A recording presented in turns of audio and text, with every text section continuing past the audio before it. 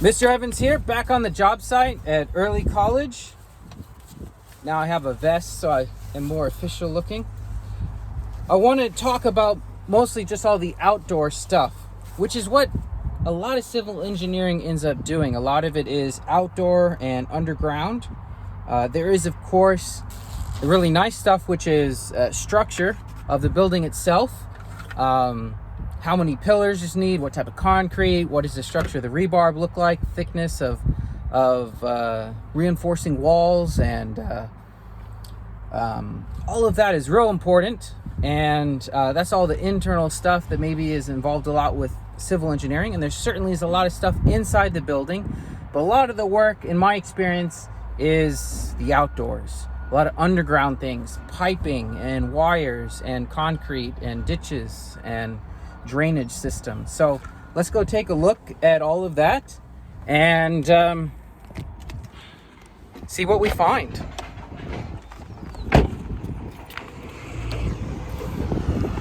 One thing that civil engineers do is a lot of concrete work. If you look at this, let's see if I can bring it in a little bit close. If you take a look at the sidewalk, it actually is tilted towards the street. That's for drainage reasons. It also has a bit of a slope, but it never can be too steep that people with wheelchairs have any sort of difficulty.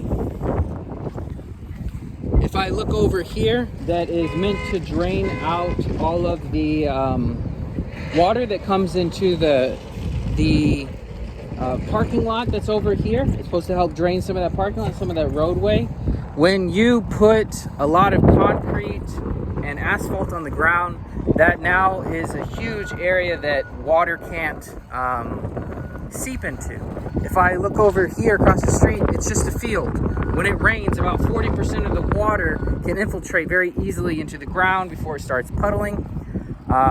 When you put any sort of roadway, concrete, asphalt, that's about 95 to 99% of the water can't. So it starts accumulating everywhere. So you have to build into your design places for the water to flow so that you don't flood out any of your neighbors or your brand new building. So if I look here from this side view, you can see that this is a ditch. This is where a lot of the water is going to go. If you look at the very, very back over there, there's a culvert, and that culvert goes underneath the roadway. Let's take a quick look at the building too. Looks like it's 3 stories in the middle. That's nice.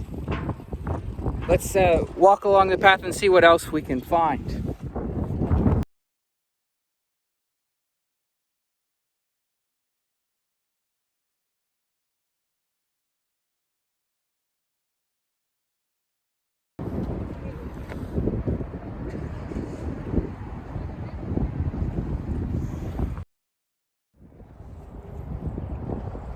Here is the ditch, a larger portion of it. We can see some ramp right here that comes off of the parkway or the driveway and the parking lot in order to drain some of that, to prevent too much puddling in there. And we have over here, this is the pipe that goes under the roadway this direction, or the driveway, not the roadway, and that helps connect these 2 ditches together and keep it off of the roads, keep it out of the building. Here's our building here. That's a lot of the classrooms over there.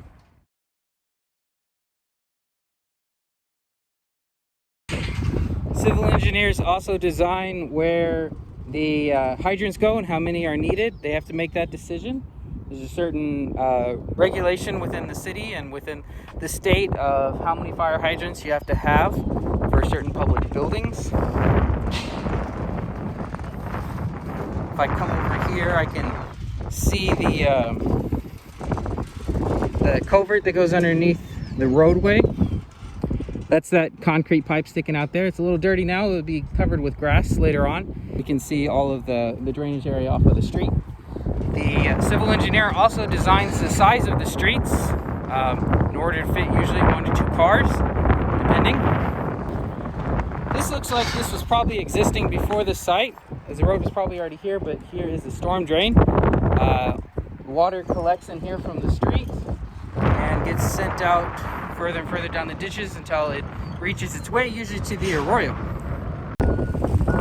Down here, let me show you. If you've ever seen these before, this one still has this plastic on it, but these little bumps here, these are put in by request of the law for ADA, American Disabilities Act. These bumps here are actually meant for people to feel them, especially those who are blind, when they have a stick in front of them, to feel them, and for those who are in wheelchairs to feel the bumps, to know that they're on a slight incline. If you've ever wondered why in a parking lot they have sections where there's grass and there's this gutter surrounding it. Of course, there's no grass here now, but all these sections that will be filled with grass and trees later on, all of that is there by law. There's a certain percentage of your parking lot, when you're a business or a school or any sort of building, that has to have grass portions mixed in with it. I don't know what the percentage is, and I don't know if it's a state or local laws, but that's why these areas are here. They're green areas that are inside of parking lots.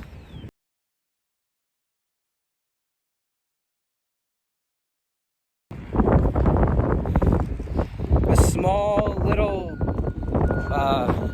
detention pond here, meant to detain some water when we have some larger storms that develop at the back of the parking lot.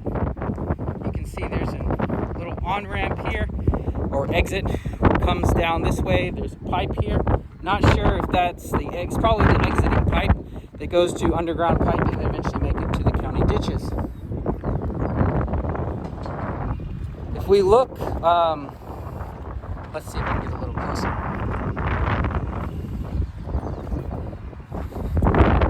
Looks like we have a county or city ditch back here at the back of the property. So probably the pipe exits there and comes over here.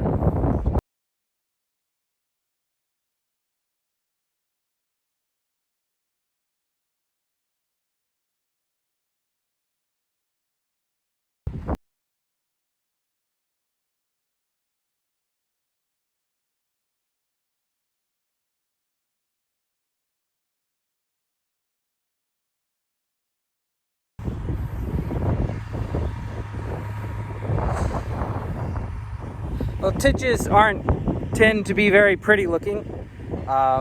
Usually they're just a V-cut or trapezoidal cut into the ground. If we look out past that way, we can see the outlet there. Probably drains most of it. Ditches, as I said, aren't very pretty, but it's a very simple solution. And they're not completely flat either. They are angled with the land so that they can flow down river, of course, and make their way out into the arroyo. Let's take a look at the size of that pipe coming out. See if we can get a gauge of it. Now, engineers do have to design these ditches to be certain sizes, and if you look at the slope of this, it's a very, very steep slope, which means if anybody were to cut the grass, they would not be able to use any sort of typical means. That's why you have a tractor that has like these large boom arms, and it cuts the grass. So whenever you have a project that involves too steep of a slope, you have to keep that in mind, that the city now has to have a tractor that can do that and hire someone to cut it from time to time. You can work that into a long-term budget. Let's take a look at this new piping over here. Down here we've got the exit pipe, brand new, added to this existing ditch, where most of the water that comes is displaced from the school ground would exit into.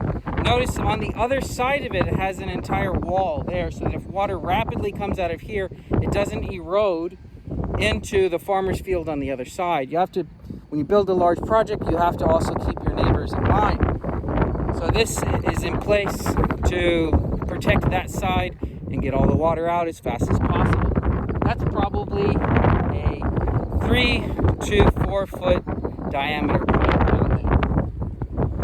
exiting out. Looks to me like the water might be flowing this way, not too positive. It's hard to tell when it's empty which way it's flowing.